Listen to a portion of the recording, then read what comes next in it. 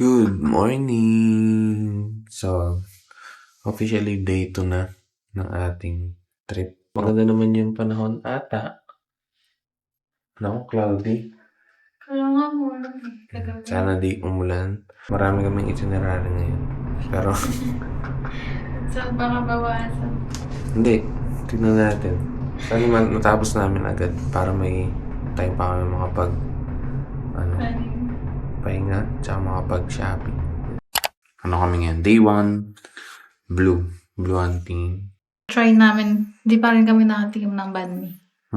Kagabi sana. Kaso, super sarado na. Tsaka mga ano yun eh. Yung street talaga yung kahapon. Yun yung ano namin. First order of business, banh mi. Paglabas mo ng hotel, lipat daan lang yung pupuntahan namin. Yun. Yung may red sign. Ay, dito.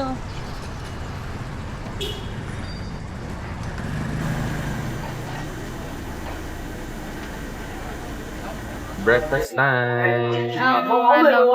Order namin. Isa lang. Kasi try natin muna. Kasi parang dami surfing nung makikita natin. Di constructed banh mi. Ayan. Usually kasi pag umorder ka, nasa loob na nero. Pero dito, ito yung maglalagay. In-order namin is beef, egg, pate, and sausage. Around 78,000 Vietnamese to.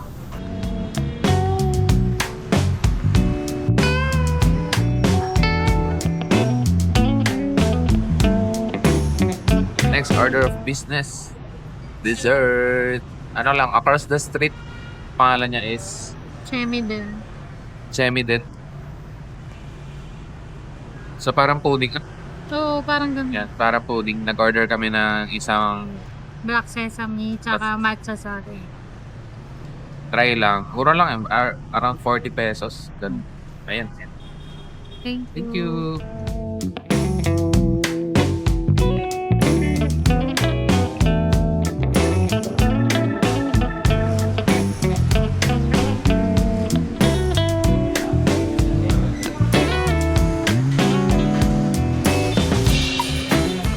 First coffee in Vietnam, the coconut coffee.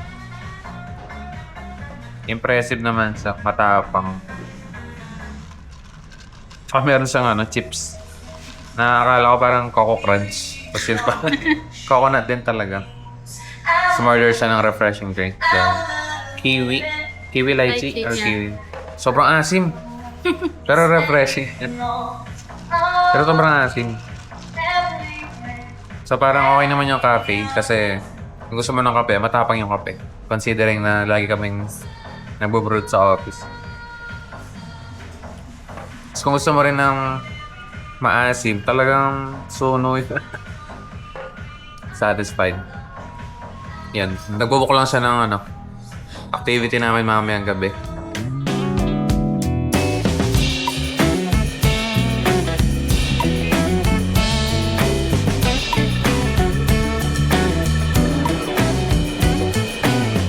Yan, yung mga tinda nila dito.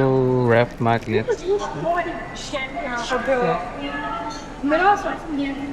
Na may bottle opener. More magnets.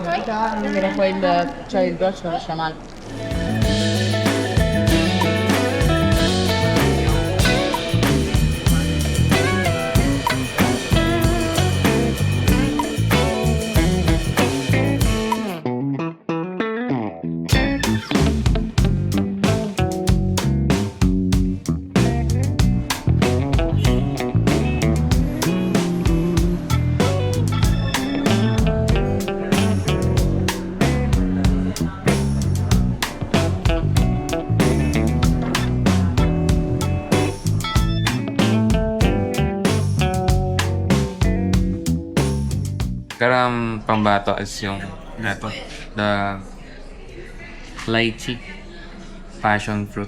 Napansin ko dito yung mga juice nila sa sarap. Hindi sila matamis, pero malasa. Alam mo yun? So yung prutas yung lasang-lasa.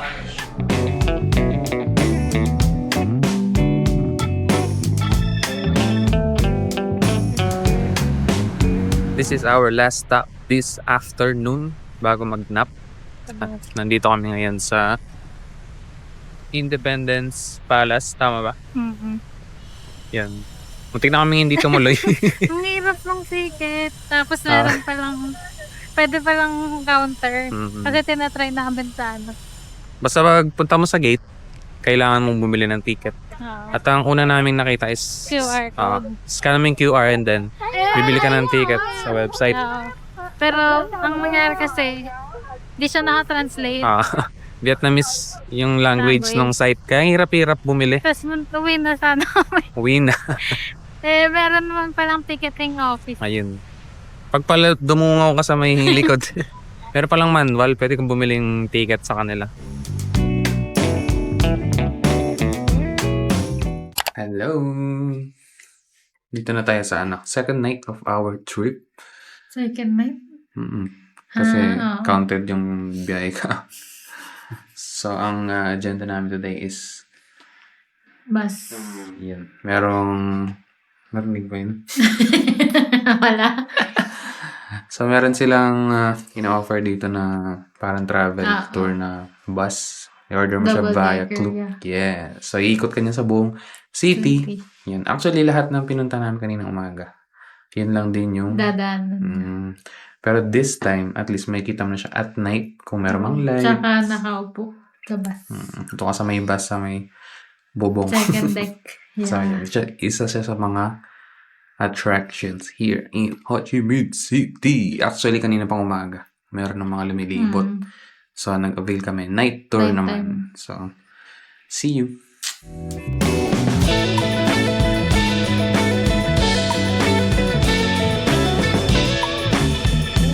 Dito na kami sa may harap ng Saigon Opera House. Dito kasi yung pick Dito. up. Yan, para dun sa tour. Yan, dito. Kailangan mong pumila. Pero sabi naman yata nila, every 15 minutes may dadaan na bus. Ata. So, kahit mahaba naman yung pila, agad namang mauubos to. Hindi naman sila nagtitipid sa Christmas decor. Lahat may Christmas lights yan. Mamaya. May mga kasi, harang. So, di na yung mapakita. Pero sobrang liwanag, guys.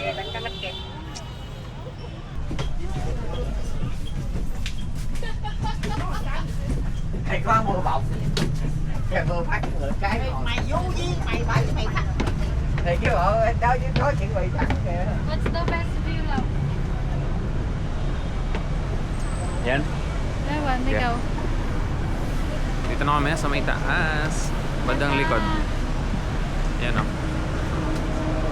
Welcome to the Double Decker Bus from Vietnam Sightseeing Company. On behalf of my corporate, I would like to thank you for choosing us. Tonight we'll take you 45 minutes non-stop in audio to go around the city center.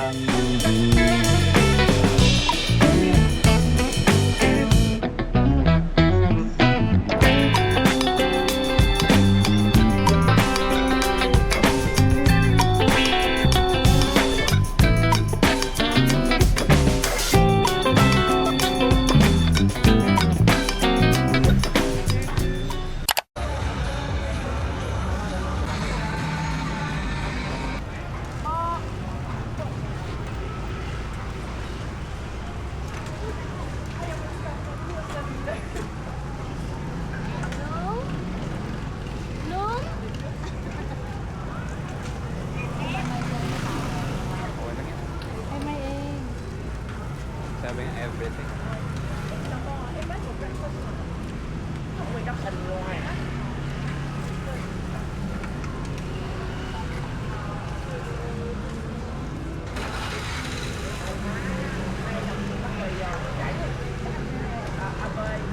Patapos na ang day 1, ngayon pa lang kami makakain ng banh mi. Yung isa deconstructed, decounted. So, this is a straight banh mi, only 40,000 Vietnamese dong. Equivalent to 80 pesos. Yeah. First bite.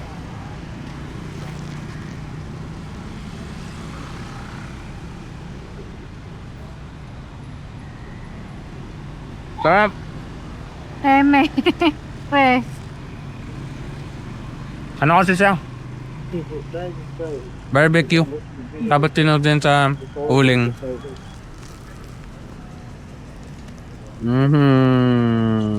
Diba? Hop.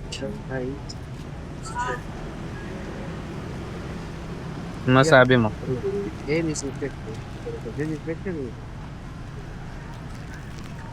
Pagulay mo ito. Na? Pagulay. Parang may hotdog sandwich Oo. lang na barbecue. So, life update. Nasa gitna. Nasa gilid kami ng daan. Ayan. Gabi na kasi nung natapos yung tour Oo. nung sa bus. So, nung na-realize namin, parang sarado na lahat. Nag-lab na lang kami. Naisip niya pala, plano pala namin in the first place is pumunta sa may parang walking street. Ayun o, bandaran sa dulo doon. Pero di namin kaya. Grabe palang ingay. Walang, Yung ambience yan. kaya sabi, walang sinabi yung walking street ng Angeles. Angeles Balibago.